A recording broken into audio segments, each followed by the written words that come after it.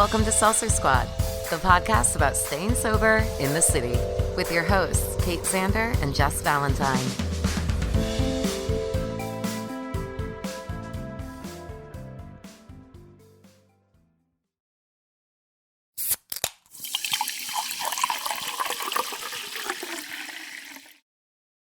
Hey, Kate. So someone in our Facebook group made a joke saying that you never finish books. So I'm just curious, have you finished any books lately?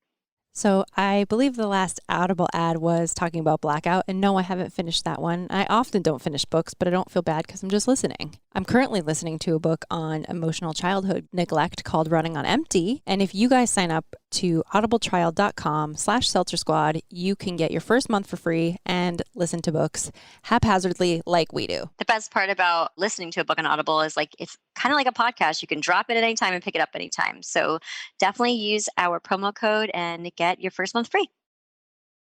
Jess, what's another way listeners can support the pod? You know, the best way that someone can support our podcast, besides from joining our Patreon, is to also treat themselves to sober treats, because we have a whole merch store. From Princess FOMO to Former Hot Mess, we've got you guys covered. Check out seltzersquadshop.com to treat yourself to something sober While supporting the pod. Hello, Jessica. Hello, Katie. How are you? I'm doing well. I never call you Katie. No, they do at school though, because my name is like Katie on all my records. Oh, really? Nice little throwback. Yeah. What do you want to do today? I think I want to answer some questions. How do you feel about that? I love answering questions. Okay. Let's remind everyone that we are not trained professional medical provider peoples. Kate is on her way to becoming one of them, but she's not yet. So let's not put that on her. But yeah, you guys send in your questions. We give our opinions. True. Very true. That's pretty much how that goes. All right. Do you want to start? Yes. Okay. I'm going to start with I from the bottom. Okay, good. I'm not there yet, so go for it. Okay. So I writes, she writes her question at the beginning, but I think I'm going to leave it for the end. I'm 13 days sober. I've had the worst 2 years of my life. My mom almost passed away. I lost my job. I went through 2 breakups, just totaled my car, had to have surgery, lost my cousin in an accident, and can't for the life of me seem to make friends. I have an amazing boyfriend and best friend, but I miss socializing pre-pandemic. I'm an extrovert, and the isolation is getting to me. But when I go out to meet new people, everyone's always drinking. How do you deal with socializing while trying to stay sober? Very common question. That's a lot, though, that happened. Yeah, a lot happened. I feel like I didn't just flash you, did I? No, I was reading the question. I didn't see you. Maybe you flashed to everybody else. I hope I didn't flash anyone who's watching our video, because when I say flash, I'm not wearing underwear. Okay, so I don't know. I feel like that's tricky because I've been in a pandemic for, at this point, the majority of my sober time has been spent when we really can't socialize. In the beginning, I went out all the time, but I was still doing drugs. And then in the beginning when of your I decided sobriety. I wanted to. Yeah.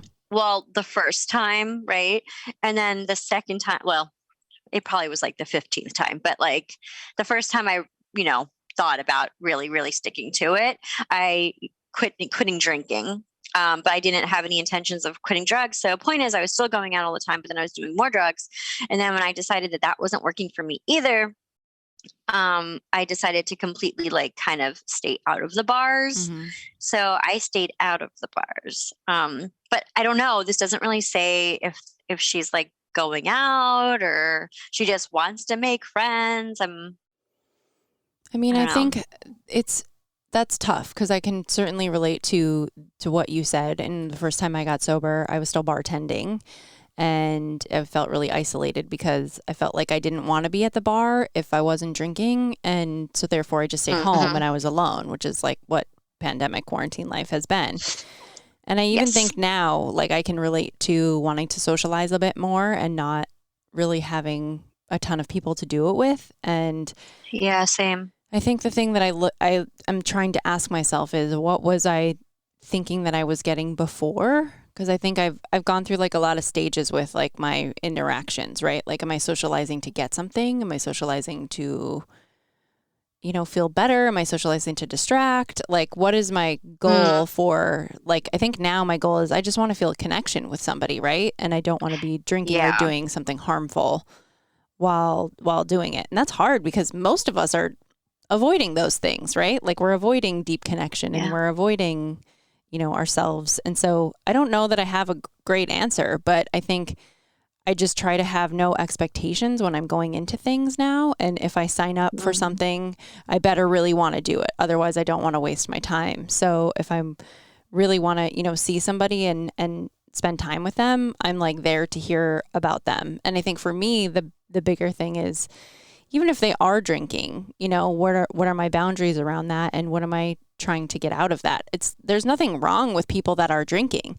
There's something wrong with me in drinking. So I think once I learn to like separate that, then I can go and be a part of a group or go out, and then there's definitely like that gremlin-y feeling that you get where you're like, okay, I don't think like I'm getting anything else out of this. So people are starting to get like a little too loose. It's making me feel like a little uncomfortable in my gut. And so I'm just going to now see myself out. So it's unavoidable, right? Like, people are going to be drinking. It's like every time you leave your house, you're going to encounter that in some way, shape, or form. So you can either seek out the things where people aren't allowed to drink. So fitness, I don't know, like school, like no one's drinking in school. So I've been finding a lot of like social connection through classmates because we're interested in the same things. So it's kind of the same advice that we give to everybody is, what are you genuinely interested in, and go seek out activities that support that. Yeah. I'm having the same thing where I'm like struggling with wanting to be a little more social, but like it just really comes down, but not really wanting to be social because I don't want to leave the house. I don't want to do this, but it's the connection. Like you said, I feel like I had a lot more connections, and I think that a lot of it has to do with the pandemic more so than my sobriety for me personally at this point. So it's hard. It's hard for everyone. Like you're not alone in that by any means. And like what Kate said, just kind of look for people and like things that you're interested in. Yeah. Like an example for me, like would be, so there was a girl from my class who we don't have we can't chat with each other in a lot of our classes. The teachers disable that. So we're all online, and I saw a girl and, she had shared in class and whatever. I kind of felt like, hey, maybe there's something there. So I emailed her and I said like, hey, if you need a study buddy or like just to somebody to talk to about like what's going on in class, i.e. like, when is this assignment due? And, what time does class start? And, oh, are we missing class today? Whatever.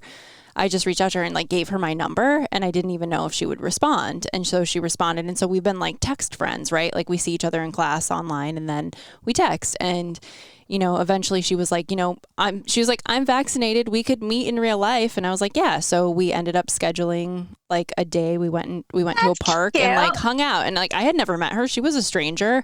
And we ended up like having a great conversation for like 3.5 hours. And then I went home, and it was like, I don't know, I was pleasantly surprised. But again, you have to like have that awkwardness, putting yourself out there. Yeah, that like weird space of like one of us has to reach out in order for this to happen. So if I want it to happen, I'm going to do it. And if I'm rejected, obviously I'll deal with that. But you got to make the first move. Yeah, you got to make small moves. So that would be my advice, is like making little baby moves. Stepping outside your comfort zone. And also like dealing with all that shit that happened, and maybe like a social interaction it's going to help you feel less alone, but it's not going to help you deal with all of those big things that happened to you in the last couple of years. So I would also, seek out professional help if you can, to process all of that. Yeah. Okay. All right. Moving on to Jay. I enjoy listening. I was wondering, do you have any activities that trigger wanting to drink? For instance, when I grill, I fight the urge to have a beer or Jack Daniels. Do you have any advice? Keep the episodes coming, and God bless. I think that for me, I have social anxiety. So for me, what's like triggering to wanting a drink is being in a social setting. Like, for example, I was at a museum. I was at an art opening a couple weeks ago, and I was so overwhelmed. I was so incredibly overwhelmed, and I was like, they only had like champagne, and I was like so tempted to. I mean, I wasn't going to do it, but I'm like, I would love to just have a fucking glass of champagne right now, like whether it be just to hold, whether just be just my anxiety was through the roof, and I didn't have my anxiety. I didn't have my Xanax with me, so for me, social situations sometimes are triggering, or just being at a restaurant that I used to have like a go-to drink, like fancy cocktail or something.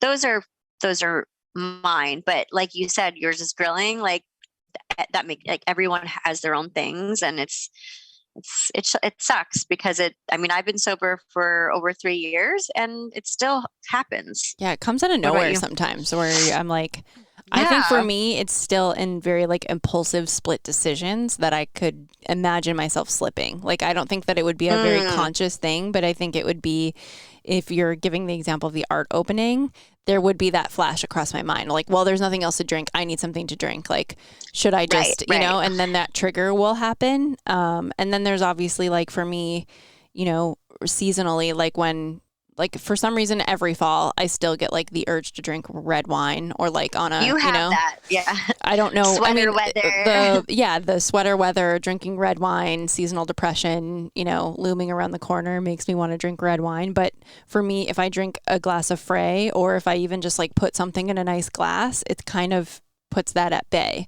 And then of course there is like, I have like when I've been alone had that split second, like, oh, if I'm in a hotel room that has a mini bar, it's like I get that flash of like no one would know, but I don't act upon it. There's nothing that makes me want to do it, but it like, yeah, it does like flash through my mind, like no one would know. So it's still there, but luckily, you know, now I don't. I still just like, we go back to playing the tape through over and over and over again because it's just not worth it. Not worth it. Like I even noticed that like I had to quit drinking caffeine because I noticed how I feel in my body, that I can now imagine drinking alcohol and having like that sense, like your senses start to shut down the way that they do. There is no part of me that wants that anymore.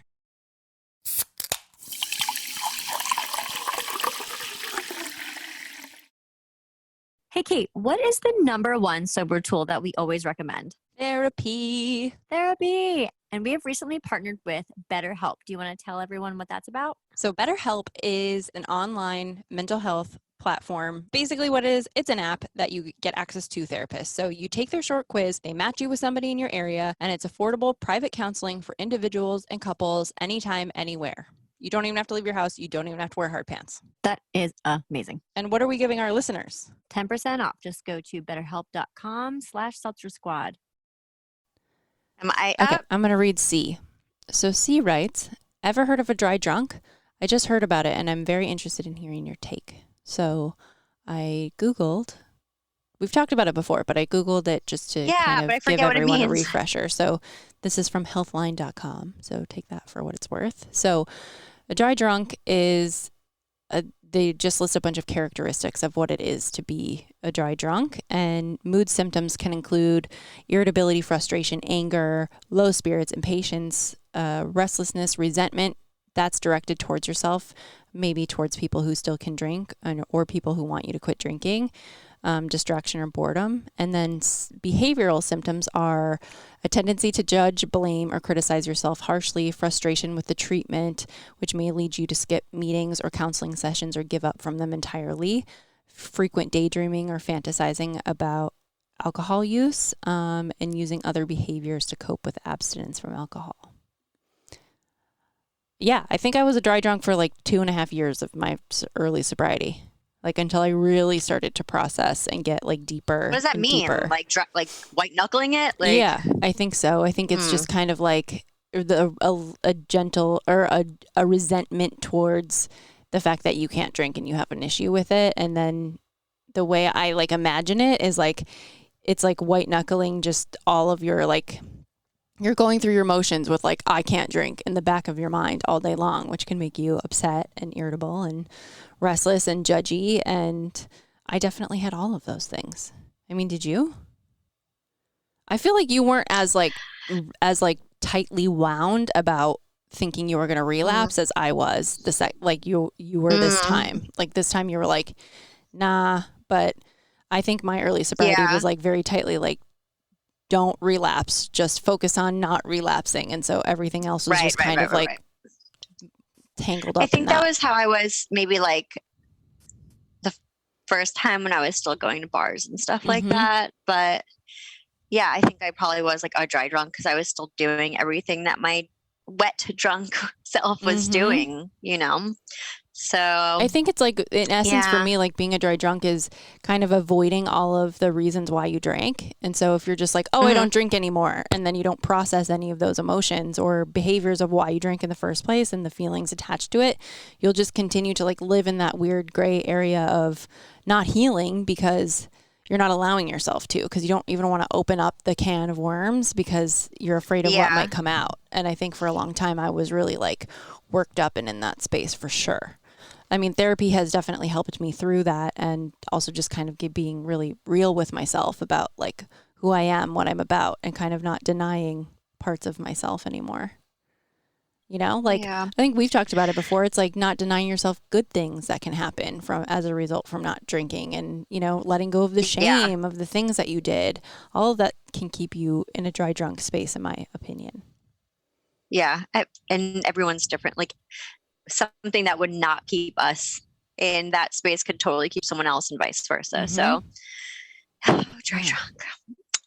I'm going to read the M one. Okay. How do you feel about food cooked with alcohol? It doesn't bother me.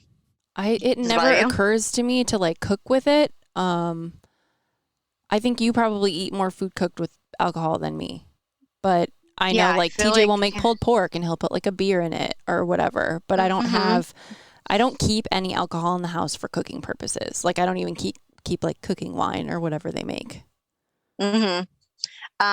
Yeah, I have a lot of food that's cooked with alcohol. Cameron uses it a lot. I just, it's never like super noticeable though. It's always, I don't know. It's just, I don't know. It just doesn't, I don't think about, like, it doesn't take, I don't feel like I'm drinking. Plus all the alcohol is removed when you cook it down. I don't know. It doesn't really, like, I don't even think about it. It's just kind of, I get how some people would be like very aware of it. And I maybe used to be like that, but I'm not like that anymore because it's just like, to me, it's very different from sitting down and having a glass of whatever. The intention is totally different. Yes, exactly. So for me, it doesn't bother me. I don't even think about it. No, I don't think about it either. But I don't love like I think we have I don't love alcohol flavored things. Like I think I have like a bourbon flavored ice cream, like some sort of. Does it taste anything like it? I think I had like a bite, and it's still in there. I don't like it. Like I'm like, I don't like it, but it's just not for me. So that's a little different. I know Tawny, who you guys might know, her boyfriend makes vinegar and like shrubs or whatever, and they're both like, I know there's like one that's like bourbon flavored and the other one it's tequila. So I'm not a big vinegar person. I ordered it for Cam, but I don't know, I'll have to taste that and see how boozy that tastes for me. But I don't know. Yeah, I have more of a problem with booze flavored food items rather than food like that just happens wine on to your have chicken or whatever. Wine in it. Yeah. Like I love like white wine, lemon, garlic sauces like are my favorite, but it doesn't taste like you're drinking a glass of wine. It's just different. Anyway, that's my answer. I know it's a long-winded answer. I don't pursue it. I'm not opposed to it, but I don't pursue stuff like that. Okay. So I can't find your question to know where my question? Yeah, where you left off. I deleted it. You did? Okay. Hold on. Okay, so there's only these left. So there's 3. Okay. There's like 3 or 4 left. Yeah. Okay. I'm going to read another M. She has more than one question, but I'll try to be quick. Okay. Okay. My questions. What app do you find to be the best for your sobriety? We both use Quit That. with an exclamation point. You can find it in the App Store. We both have iPhones. I don't know if that helps the Android people. Okay. I'm wondering how you go through a breakup and sobriety together while you're living at your parents who drink often, when you work in mental health and as a bartender. Very specific, but alas, curious to know your thoughts. Help. I haven't gone, I like almost went through a breakup, but I have not gone through a breakup and sobriety together. So I'm going to have to leave this one to you, Jay. Oh, Jesus Christ. How do you go through a breakup and sobriety together? Does that mean that they both broke up and then both got sober? I don't know. I think it's only the one person, I'm assuming. I don't know. I guess, well, how do you get through a together. breakup sober? I guess I'll simplify it. The same way you go through a breakup. Well, I don't know. Not sober. I would drink all the time, but Yeah, I guess. I mean, you just go through it just like you do, just like anything that you do sober, you do that sober. You just have to go through the motions. You have to feel the feelings, watch a lot of movies, order a lot of takeout, keep yourself busy with friends, keep yourself busy by yourself. I would just keep busy. I think that's find something that you like and like dive into it. I would argue that like find a hobby. While not being sober and breaking up, you're just kind of like delaying processing those feelings. You're just kind of like avoiding it. So it'll make you confront that a lot faster, which will be uncomfortable for sure. And you won't have any but you'll get over it quicker. Yes, definitely. As for the living with your parents who drink often, I don't know. I mean, that's tough because it's their house, but I think you could maybe politely ask, I would appreciate it if you didn't drink around me, you didn't keep alcohol in the house, if there's, time we could spend together when there isn't alcohol in the room, and just kind of, I don't know every parent, but I think if you went to your parents and just said, hey, I'm struggling with this, can we not have it around on this at these times? I mean, I don't know. They may find that unreasonable. You may have to find out a different living situation if it's threatening your sobriety. Yeah, I don't know how old this person is, but and I know it's easy just to be like, move out of your parents' house. It's easy to say that, but I feel like that's not going to help at all. Not only having parents that drink often, but also just like being around your parents is going to be fucking triggering. Like in general, add to the mix that they're heavy drinkers. 100%. I know. Try to not.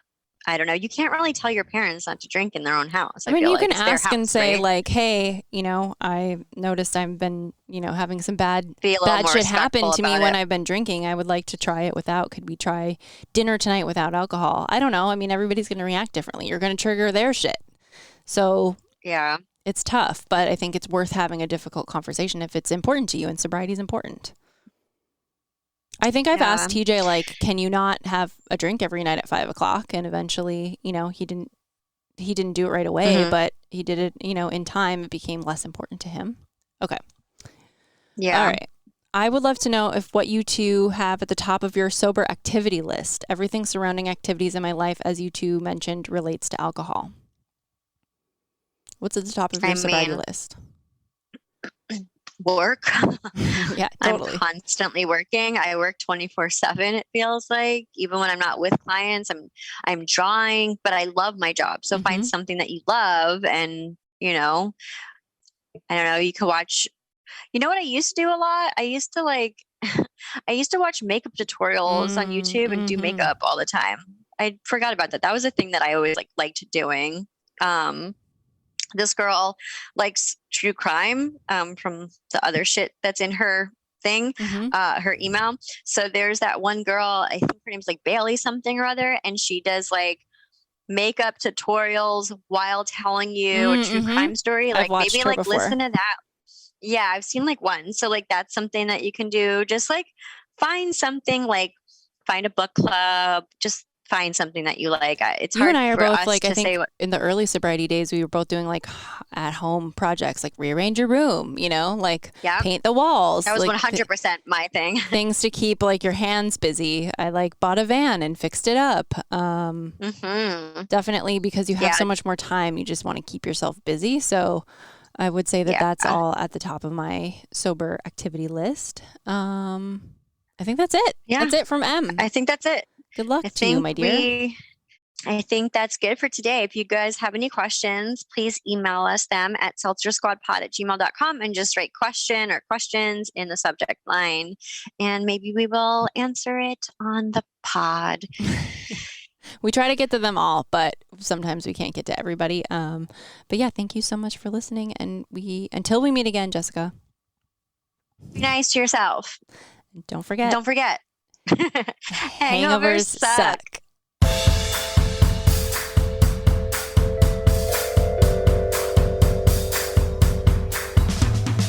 Thanks for listening. Don't forget to rate, review, and subscribe to this podcast. Every review helps other listeners find us. Music by Dead Go West. Art by Kate Sander. For show notes and resources, check out seltzersquad.com.